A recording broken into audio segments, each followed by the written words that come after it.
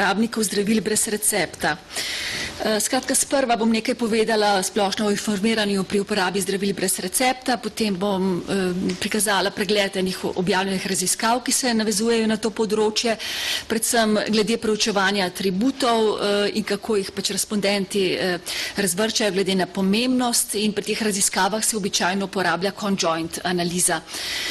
Potem bom na kratko predstavila preliminarne rezultate slovenske pilotske raziskave o določenih vidikih vedenja uporabnikov zdravil brez recepta, predvsem tiste vidike, ki vsebujejo to demografsko sestavino. Sledila bo pa razprava in zaključek. Skratka, zdravila brez recepta so običajno en pomemben del zdravljenja, se pravi predstavljajo samo zdravljenje. Kot vemo, če nam zdravnik izda, pač napiše neko zdravilo na recept, običajno on da neka pojasnila, potem farmacevt v lekarni, ko se nam zdravilo izda, da nadaljnja pojasnila. Medtem, ko recimo nabavimo eno zdravilo brez recepta, smo deloma običajno deležni nasveta strokovnjaka, recimo v lekarni, vendar pa drugi viri, recimo kakšni pisni viri, so pa nekateri uradni, je pa tudi dosti virov nepreverjenih, ki so lahko za uporabnika zdravil tudi zavajajoči. Pa vendar zdravila brez receptov imajo poleg terapevtskih učinkov tudi neželene učinke, saj lahko se pojavljajo, teoretično se lahko pojavijo, medsebojno lahko učinkujejo tudi zdravili na recept. Se pravi, pomembna ugotovitev, da uporabniki zdravil brez recepta pogosto nimajo dovolj ustreznih informacij.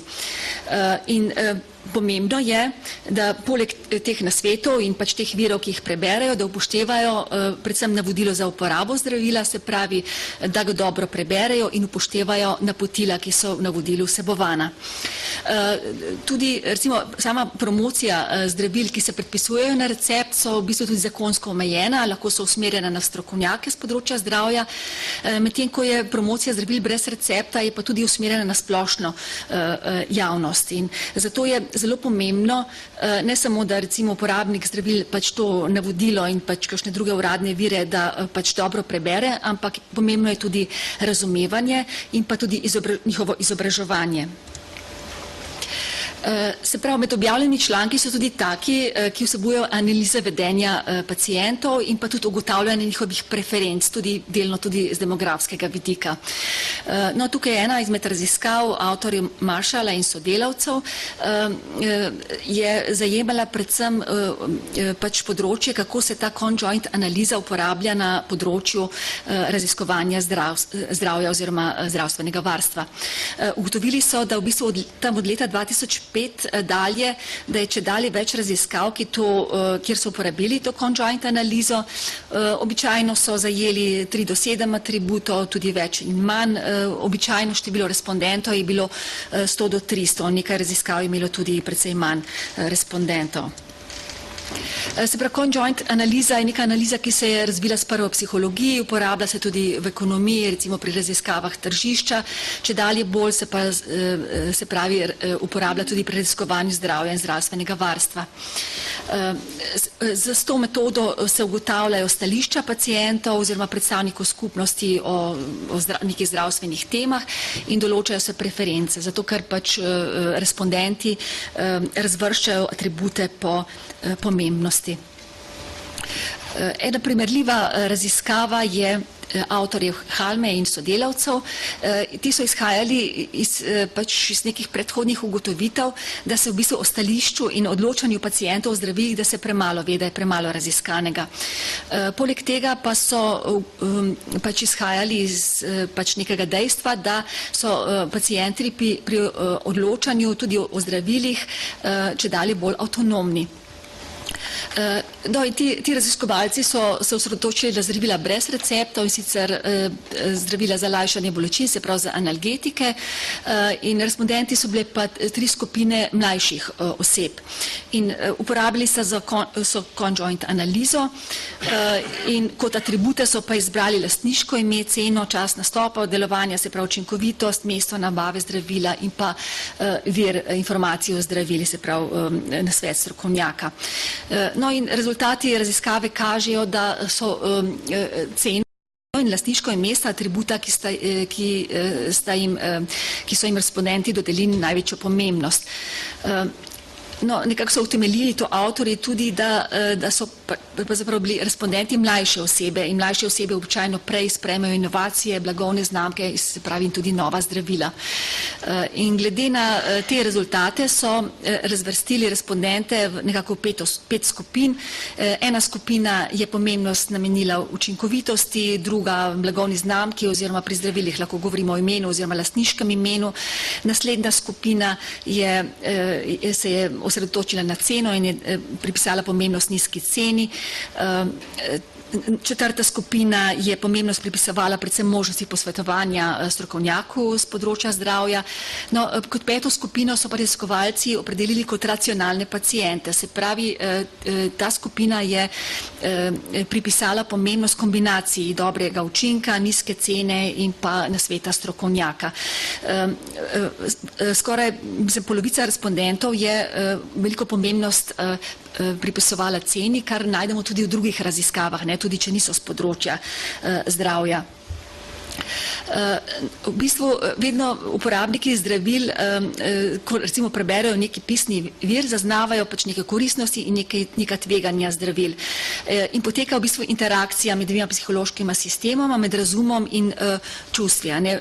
Potem, ko pač uporabnik zdravil pač zaznava neke informacije in se pač odloča in potem se tudi temu ustrezno vede. Pri recimo zaznavanju posebno tveganja, se raziskovalci osredotočajo tudi na tveganju, obstajajo individualne razlike, kako jih v bistvu zaznavajo. In te reakcije na tveganje lahko pač zajemajo tudi recimo čustva, kot so strah, jeza, pa seveda tudi druga.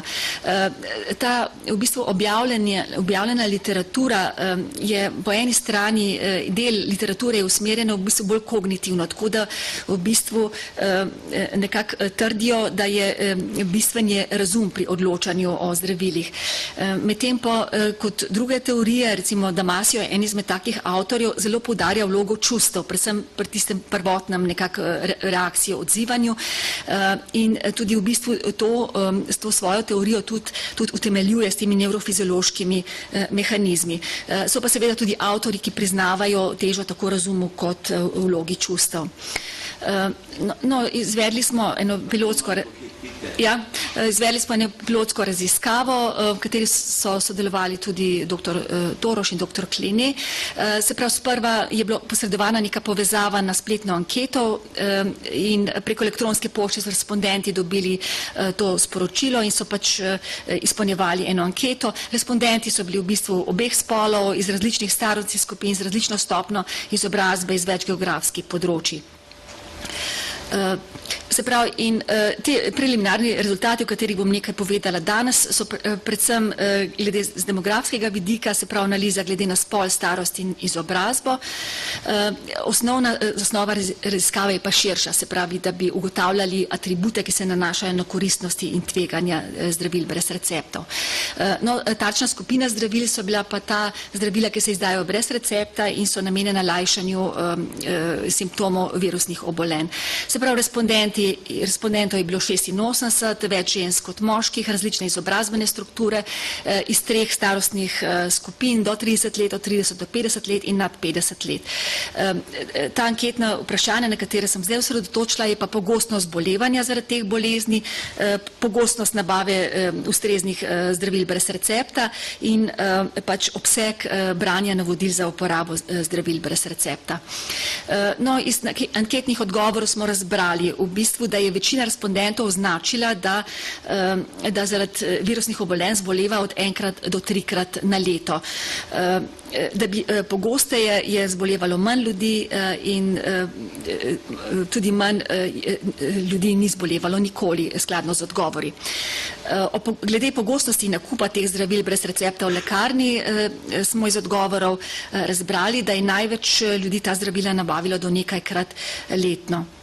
Zanimivo je, da velika večina respondentov, ki so kupovali zdravila pogosto, se pravi večkrat na mesec, je imela nad 50 let in tudi so bili zelo izobraženi s podiplomsko izobrazbo. No, glede branja navodil za uporabo zdravil brez recepta smo ugotovili, da je približno polovica oseb je prebrala navodilo za uporabo zdravil, vsaj kakor so označili v vprašalniku. Nekaj manj od polovice je včasih, občasno, ne pa vedno prebralo navodilo za uporabo. 5 respondentov je pa odgovorilo, da teh navodil ni prebralo. Zanimivo spet, da izmed oseb, ki so prebrale navodila za uporabo, je pač več kot polovica je bila stara več kot 50 let in nekaj manj kot polovica je bilo pač zelo izobraženih. No, statistični izračun in Hi-kvadrat test kaže predvsem... Za Hi-kvadrat nimate časa več. Ja, se bom samo eno tako. Ja, bom. No, se pravi, povezava se je ugotovila samo med branjem navodil za uporabo in starostjo.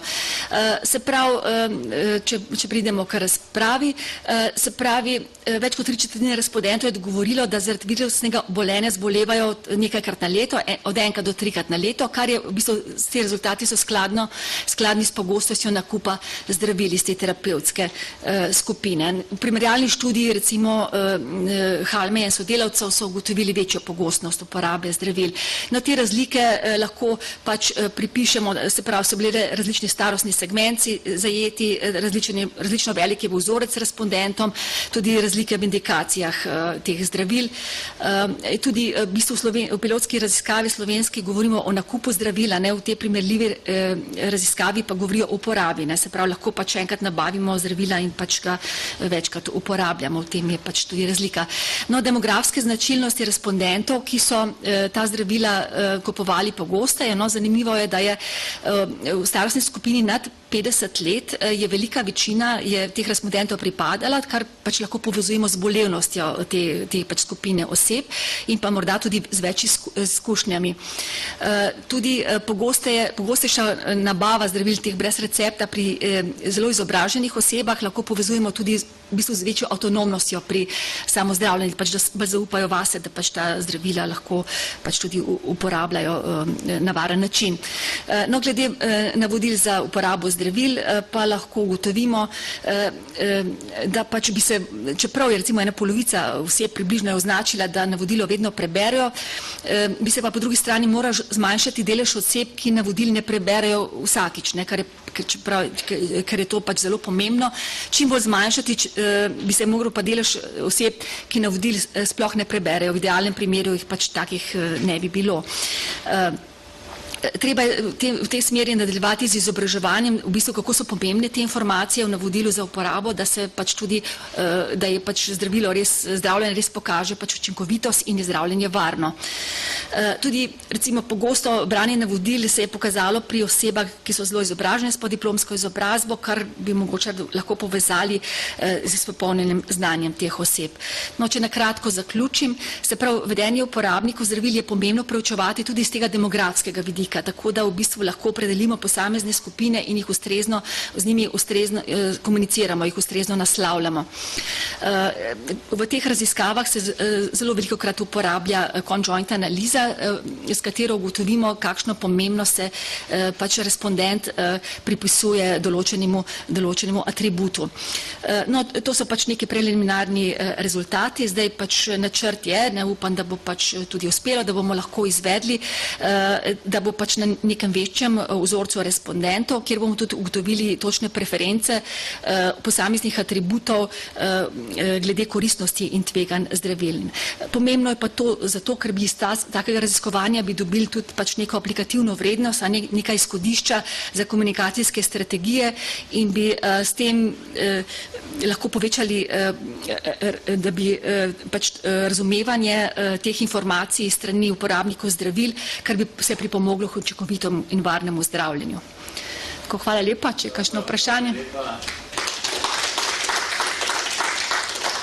Želim, da ste čas za vprašanje že porabili. Če je bilo kako res zelo kratko vprašanje,